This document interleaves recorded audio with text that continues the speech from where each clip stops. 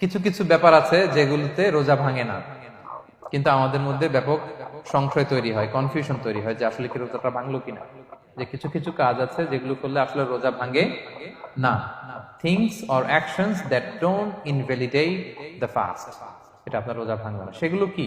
এক নাম্বার হচ্ছে ভুল করে যদি কেউ খায়, যেটা আমাদের আগের পয়েন্টে আমি ক্লিয়ার করে দিয়েছি, অথবা জোর করে যদি কাউকে খাওয়ানো হয়, তার রোজা ভাঙবে না। এটা দুই নাম্বার। দুই নাম্বার হচ্ছে এটা বিবাহিতদের জন্য, যেহেতু মোস্ট অফ দা অডিয়েন্স আর 18+, কোনো অসুবিধা নাই। আর ইসলামে কথাগুলো আসলে বাঁচতে হলে জানতে হবে না। সেটা হচ্ছে, আমরা শুনেছি যে বিবাহিতরা ফিজিক্যাল ইন্টারকোর্স যদি করে, দেহ থেকে সিমেন আউট হলে রোজা ভেঙে যায়, কিন্তু স্বাভাবিক মেলামেশার সাথে রোজা ভাঙে না। কিস করা, হাগ করা হাজবেন্ড ওয়াইফের মধ্যে, এই যে সখ্যতা, এই ব্যাপারগুলো যদি দিনের বেলায় ঘটে, এতে রোজা ভাঙে না। ব্যাপারটা বুঝতে পেরেছেন না সবাই? একটা দলিল শোনেন। আম্মা জান আয়েশা রাদিয়াল্লাহু তাআলা আনহা বলেন, কানা নবী সাল্লাল্লাহু আলাইহি ওয়াসাল্লাম ইয়াকাব্বিলু ওয়া হুয়া সাইম, রমাদানের রোজা